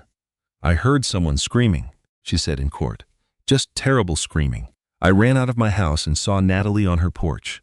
Her face was, Mrs. Davidson's voice began to tremble. "I am a retired nurse. I have seen many things, but that was the worst thing I have ever seen in my life." Next up were the paramedics who had arrived at the scene, and then the emergency room doctors. Each one described the seriousness of Natalie's injuries with medical details. The jury members looked completely horrified. On the second day, Detective Sullivan testified about his investigation.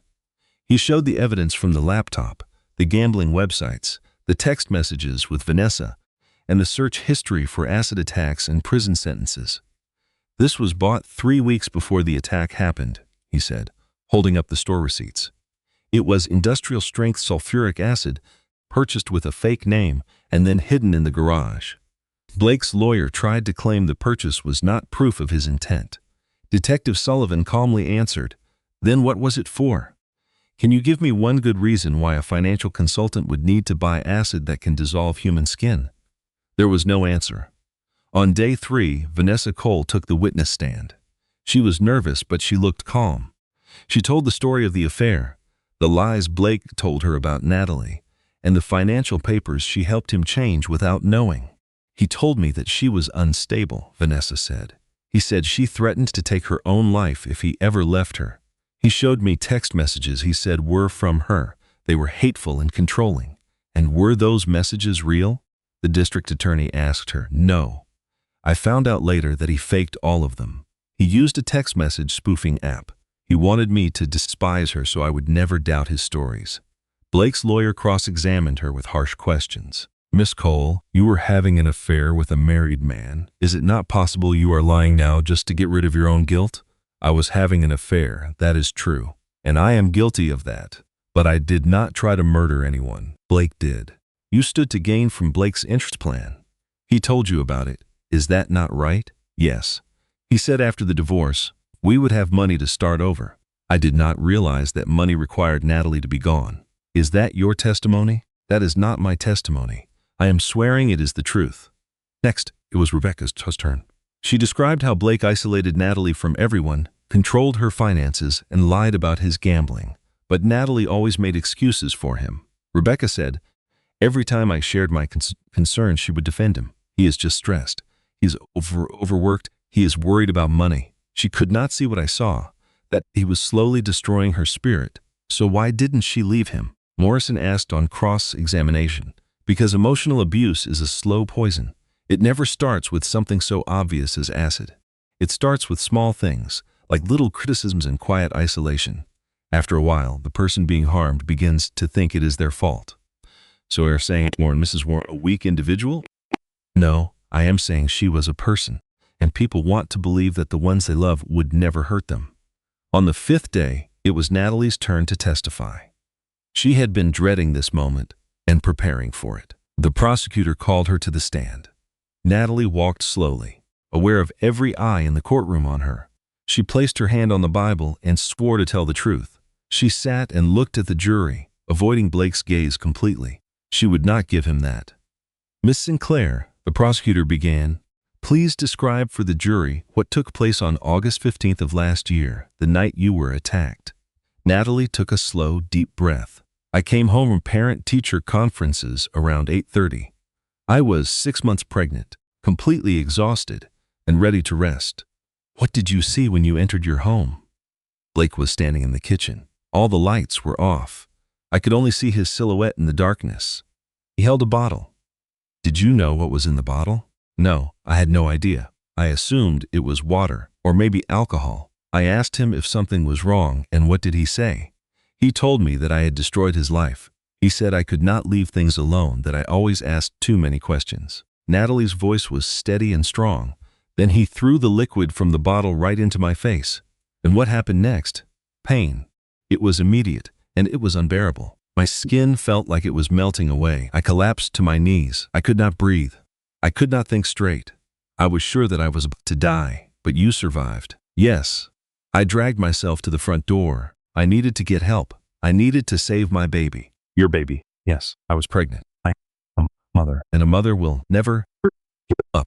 The prosecutor then displayed photos of Natalie's injuries from that night. A quiet gasp spread through the courtroom. Several jurors covered their mouths. Miss Sinclair, those images are difficult to look at. How were you able to pull through? My neighbor called 911. The first responders were incredible. The doctors saved my life and I refused to die. And why did you refuse to die? Natalie's hand instinctively went to her stomach.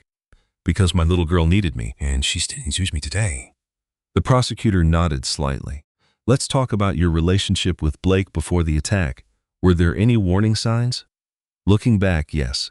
He began to act differently about 8 months before.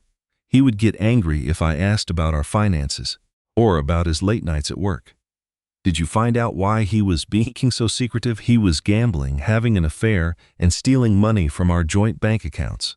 When did you discover this? Only 2 days before the attack. I found charges from gambling websites on our credit card. When I asked him about it, he told me it was no big deal. He said I was overreacting, but it was a big deal. Yes.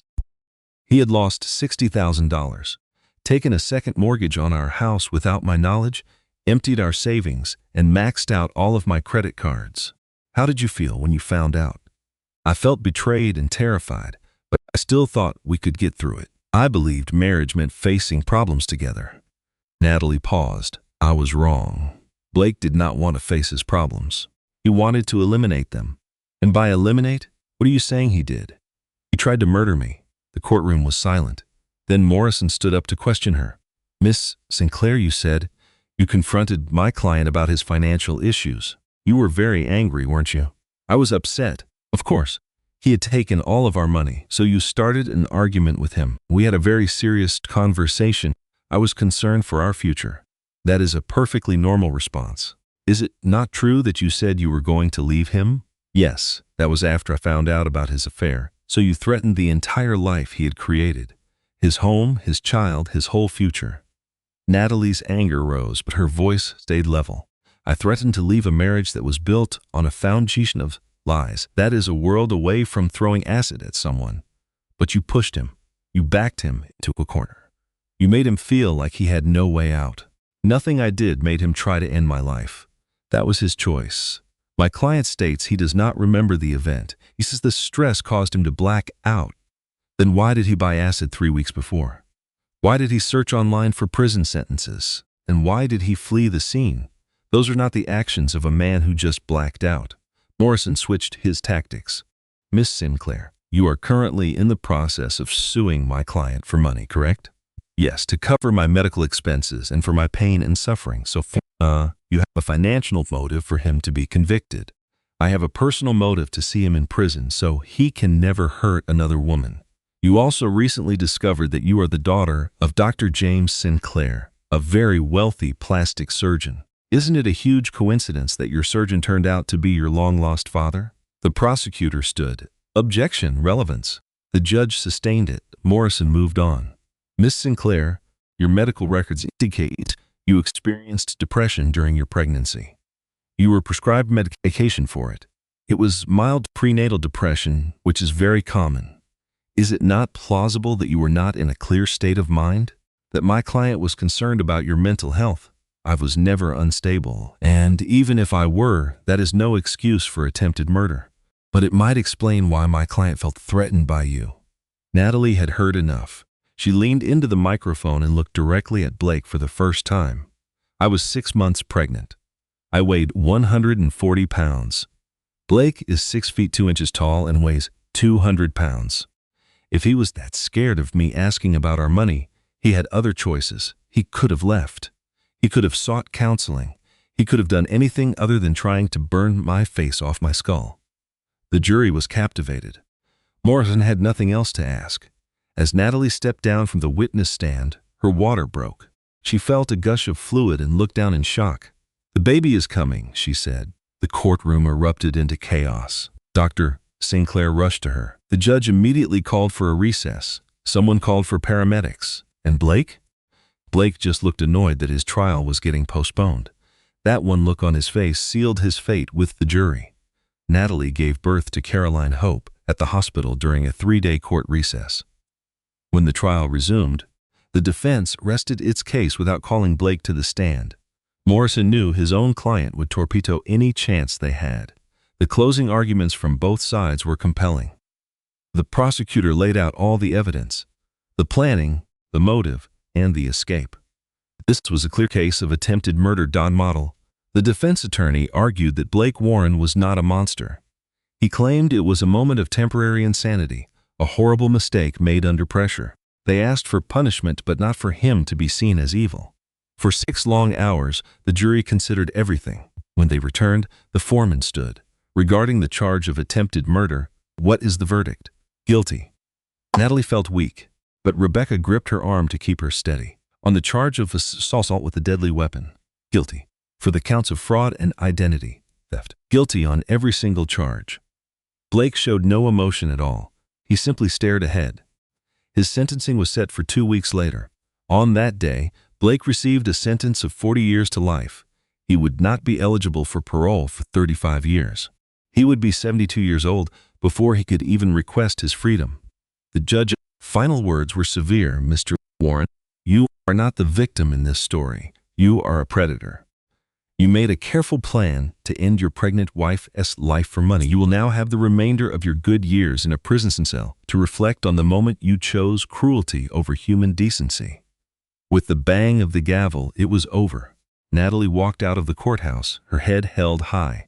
Dr. Sinclair carried the baby, Caroline Hope. Rebecca held Natalie's hand tightly. Outside, a swarm of reporters shouted questions at them. Natalie stopped and looked right at the camera. I have something to say, she said, her voice firm. The noisy crowd fell silent. If you are watching this and find yourself in a dangerous relationship, please listen closely. The violence does not start with something extreme. It builds from tiny actions. You are kept from others, your choices are made for you, and your own mind is turned against you. When someone makes you feel small, when they make you question what is real, When they make you live in fear, that is not love. You are worth so much more. You deserve to feel secure. You deserve to feel cherished. Reach out to your friends, your family, or call the domestic violence support lines. You have the strength to overcome this. I am proof of that. She then turned and walked away from the reporters. Blake Warren was gone, sentenced to prison for a very long time, and Natalie Sinclair was at last free. 6 months after the trial, Natalie entered her third-grade classroom, her first time in over a year. Principal Martinez wanted her to start slowly with fewer hours, a co-teacher, and an aide, but Natalie was set on doing things her own way. The students were all new faces. None of the new children knew who she was. They were not aware of her story. To them, she was just Miss Sinclair, the teacher with a scarred face. She smiled and said, "Good morning, everyone." 22 third graders stared back at her, their eyes full of curiosity and the honesty of children. A little boy named Marcus shot his hand into the air. "Yes, Marcus, you have a question?" "Mrs. Claire, what happened to your face?" A hush fell over the classroom. The teacher's aide tensed up, but Natalie just smiled kindly. "That is a very thoughtful question, Marcus. Someone hurt me a very long time ago, but I healed. I want you all to remember that even when we are hurt, we can heal. We are always much stronger than we think we are." Marcus considered what she said. He spoke again. "My dad said scars mean you are a warrior. Your father is a very wise man." Another hand went up. This one belonged to a little girl named Sophie. "Are you going to be our teacher for the whole year?" "Yes, I am." "Good." Mr. Henderson was really boring. The whole class burst out laughing, and the uncomfortable feeling vanished. For the rest of the day, Natalie taught them about reading, numbers, and science. It felt amazing to have a purpose again, to be doing more than just getting by. After the final bell, a worried mother approached her. "Miss Sinclair, I am Marcus's mother. I am so sorry if he was rude." "He was not rude at all. He was being honest, and I truly appreciate that. Still, I am going to have a talk with him about asking things like that. Please do not. I would much rather children ask me directly than whisper behind my back." Honesty is its own kind of kindness. The woman's worried expression softened into a smile of relief. "Thank you. We are so glad to have you back." That night, Natalie came home exhausted but happy. She discovered Dr. Sinclair rocking Carolyn Hope and humming a quiet melody. It was the exact same lullaby Emma had sung to Caroline Sinclair 29 years earlier. He looked up and asked, "So back?" It was perfect and hard and absolutely wonderful. That is quite a mix of feelings. It was a very big day. She carefully took the babe from him and sat down on the couch. 7 months old, Carolyn Hope was able to sit up, babble happily, and wave her little hands in the air. "Mama," the baby said softly, patting Natalie's cheek with a tiny hand. "That is right, sweet girl. I am Mama." With pure innocence, the baby then traced the lines of the scars on Natalie's face. She showed no fear or disgust, only simple curiosity. "She does not see the scars as something negative," Dr. Sinclair observed quietly. "No one has taught her that she should. To her, that is just what your face looks like. I wish that is how everyone could see them. Not everyone is capable of that, but the people who matter are." At that moment, Rebecca walked in carrying dinner. It was takeout from Natalie's favorite Chinese restaurant. "We are celebrating your first day back at work," she announced with a grin. The three of them sat on the living room floor to eat. Carolyn Hope sat right in the middle, happily grabbing at noodles and making a huge mess. "This is just perfect," Natalie said with a full heart. "It feels like we are a real family," Rebecca replied. "We are a real family. The kind you get to choose, and that is the best kind of all." Later that evening, after Rebecca left and the baby was asleep, Natalie and Dr. Sinclair sat together on the porch. "I got an interesting phone call today," he said, "from an organization that supports survivors of domestic violence. They want to know if you would speak at their annual fundraiser. You cannot be serious. You are an inspiration to so many people, Natalie. You are someone who survived and built a brand new life. I do not think I am ready for something like that. Just think about it. There is no pressure at all, but what you have to say is so important." Natalie thought about his request. What would I even say to them? You would just tell them your story. Other survivors need to hear it. 1 month after that talk, Natalie stood on a stage, looking out at 200 women, Every single person in the room was a survivor of abuse, each one trying to piece her life back together. Her hand shook as she approached the microphone. She began, "My name is Natalie Sinclair.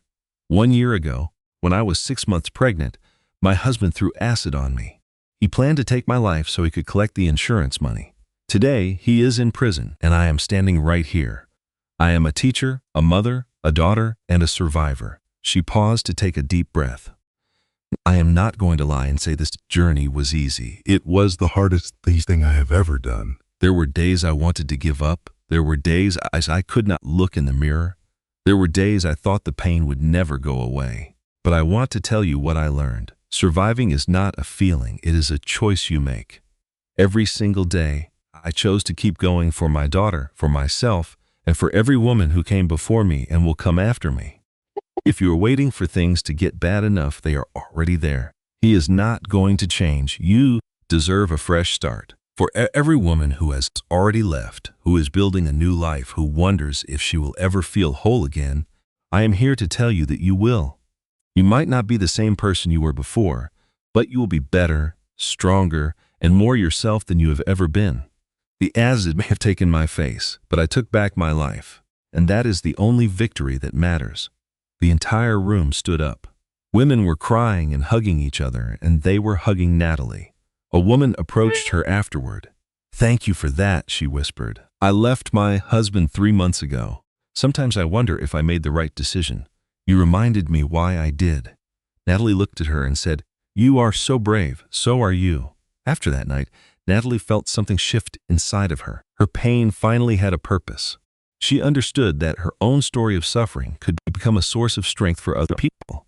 She started speaking regularly at shelters, in support groups, and to students in schools. Her message was always the same. You are so much stronger than you know.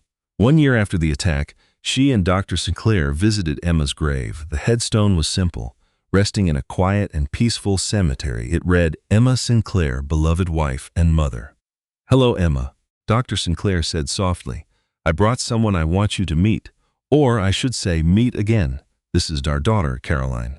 I finally found her." Natalie stood beside him, holding little Caroline Hope in her arms. "I am so sorry that I do not remember you," Natalie said in a quiet voice. "But I do remember the smell of lavender in your music. I am so thankful for that." They stood in silence for a while. Then Natalie spoke again. "I named my daughter for the little girl you loved, Caroline Hope. I did it because you loved me through your own pain, and I wanted to honor that." As they left the cemetery, Dr. Sinclair reached over and took Natalie's hand. "Your mother would have been incredibly proud of you," he told her. "Do you really think so?" she asked. "I know it. She was a fighter too, before she got sick. You have her spirit, and I have yours," Natalie said with a smile. "That combination makes you unstoppable." That night, as she was putting Caroline Hope to bed, Natalie sang a gentle lullaby. It was the one Emma used to sing, and the one Dr. Sinclair continued to sing. It all felt complete. The 3 generations of their family were connected by struggle, love, and survival. Natalie watched her baby daughter sleeping soundly. She looked around the nursery that her father had built and at the new life she had made from the ashes. "I did it," she whispered. "We did it, little one. We survived, and now we are thriving." She gently touched her scars, not with shame, but with a feeling of peace. "You are just a part of my story now," she thought to herself. "You are the proof that I am still here. You are a reminder of a strength I never knew I had." And in that quiet room, for the first time since that terrible night, Natalie felt truly beautiful. It was not in spite of her scars, but because of them. They represented her resilience, her courage, and her new beginning. She was Natalie Sinclair, a teacher, a mother, a daughter, and a survivor, and she was exactly where she was supposed to be. 2 years after the attack, Natalie stood in her bathroom, getting ready for a special day. She looked at her reflection and saw her true self. The scars were still there. They would always be there, but they had faded and softened. They were now just one part of her face, instead of her whole story. Her reflection showed her mother's eyes, her father's smile, and her own painful path to strength. "Good morning, Natalie," she told the mirror. "You are here, you are fighting, you are beautiful." Little Caroline Hope toddled in, her tiny red boots squeaking on the wood floor. They were the ones with the small green frogs. Dr. Sinclair found a matching pair online. Caroline loved them as much as young Caroline Sinclair did 27 years ago. "Mama, look, my boots," Caroline chirped, lifting her foot. "I see them, my love. They are perfect." Natalie finished getting ready and walked downstairs. Today was the grand opening of the Caroline Hope Center, a refuge for abuse survivors she had built. Funded by her settlement from Blake's company and kind donations, the center provided shelter, legal aid, counseling, and job training for 4 survivors. Dr. Sinclair was in the kitchen fixing breakfast. He had retired from surgery 6 months ago to be a full-time grandfather and support Natalie's work. "This is a huge day," he said, handing her coffee. "A very huge day. I am so anxious, scared out of my mind." "Excellent. That means it matters." Rebecca arrived to help with Caroline Hope during the event. "I am so incredibly proud of you," Rebecca said, giving Natalie a hug. "You built a center. You speak to lawmakers. You are changing things." Did you ever think this would happen? "Not in a million years," Natalie admitted. 2 years ago, I thought my life was over. It was not over. It was just beginning. The opening ceremony was deeply emotional. 50 women attended, every one of them a survivor. Some knew Natalie from speeches, others were from local shelters. All of them were searching for hope. With shaking hands, Natalie cut the ribbon. "This center is for every woman who was told she was worthless." She faced the crowd. "You are not worthless. You are precious. You deserve safety, support, and a new start. Welcome to the Caroline Hope Center.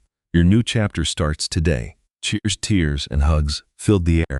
A young woman approached Natalie afterward. She was about 3, with a fresh bruise on her cheek and a toddler by her side. "I left yesterday," she whispered. "I have nowhere to go. Can you help me?" "Yes, of course," Natalie said instantly. "Come with me." She personally walked the woman through the intake process. She found her a temporary apartment and connected her with a lawyer. "Why are you doing all this for me?" the young woman asked. "Because someone was kind to me when I was lost, and now it is my turn to pay it forward." That night, exhausted but happy, Natalie returned home. Dr. Sinclair was reading a book to Caroline Hope. "More, Grandpa, more," the little girl demanded, pointing to the book. "Only one more," he negotiated. "Then it is bedtime." Watching them, Natalie felt a wave of gratitude. She was grateful for her father who never stopped searching, her daughter who gave her a future, and the new life she had built from the ashes of her old one. After Caroline was tucked in bed, Natalie and Dr. Sinclair sat on the porch with some wine. "I got an interesting call today," he said. "It came from the state capitol. They want to name a law after you." "A law about what?" she asked. "It mandates prison time and creates tougher penalties for acid attacks. They are calling it Natalie S. Law." Tears welled up in Natalie S. eyes. "Are you serious? Your advocacy worked. The politicians listened. But I do not want to be defined by what he did to me." "You will not be," he promised her. "You are being defined by what you did after. That changes everything." 3 months later, Natalie was at the state capitol as the law was signed. She knew Blake Warren would hate that his evil act led to stricter laws for people like him.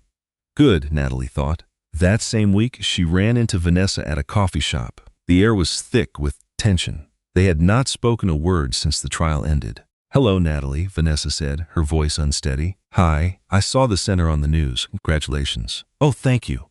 An awkward silence hung between them. Then Vanessa said, "I am engaged. He a really good man this time. I am glad you found someone who is decent." "Do you really mean that?" Natalie took a moment to think. "Yes, Blake hurt both of us. It takes courage to rebuild. I am truly sorry for my role in everything. I know, and I forgave you a long time ago. I did it for myself, not for you. I needed to let it go." And with that, they both moved on. They would never be friends, but the bad blood was gone. They were just 2 women whose lives had been forever changed by one man. Back at Dr. Sinclair's home, they threw a party for Caroline Hope's 2nd birthday. The house was full of 20 children from the neighborhood, friends from her preschool, and Natalie S. students. Rebecca, Grace, and Detective Sullivan with his girls were all there. It was a beautiful family made of blood and of choice.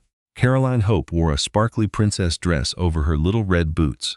She blew out her candles with a big puff, helped by her mom. "Make a wish, sweetie," Natalie whispered. Caroline squeezed her eyes shut, making a secret wish.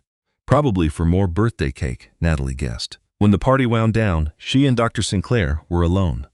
Thank you, she said quietly to him. For what, my dear? He replied. For never giving up on me.